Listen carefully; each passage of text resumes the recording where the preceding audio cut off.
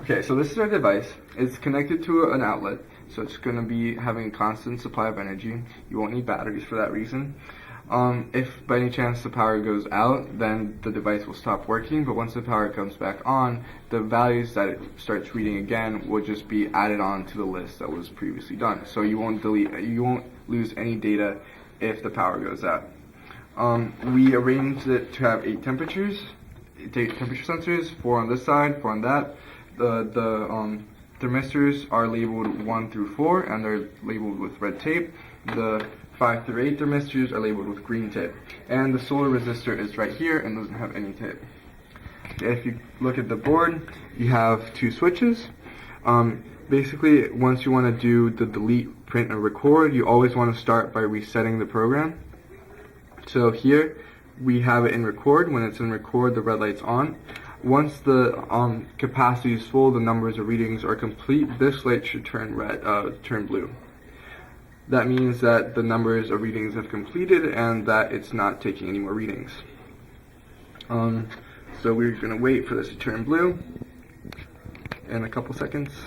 We just changed the readings for this program, but it should be taking 1 week long. This is just for the demonstration. So once the readings are taken, you can either print them by toggling this switch, or you can delete them. The way you delete it is by resetting it and then pressing this button.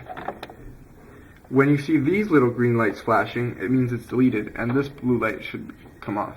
If you want to start recording again, you just press this button and toggle record, or you do the printing values and go with this. When it's printing, the red light's off.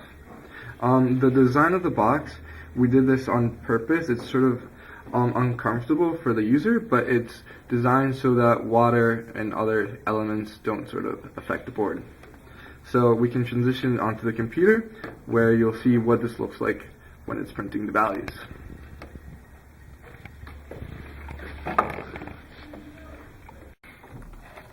So probably the hardest thing to do with this design is to close it.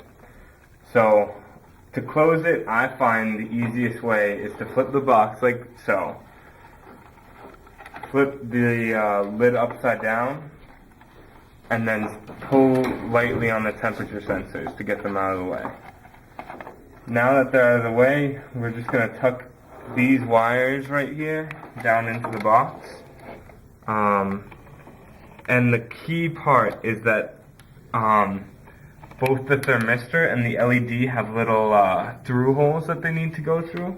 So you're going to set those wires down where they need to go to before you close the box.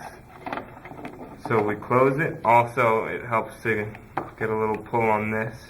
Don't worry, it's nice and snug, so it won't disconnect.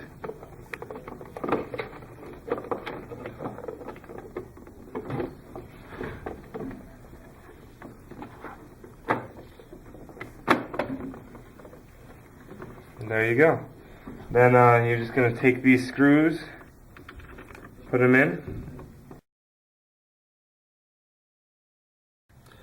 To record, toggle the switch to the record mode, and you'll see the red light come on, and then press this button.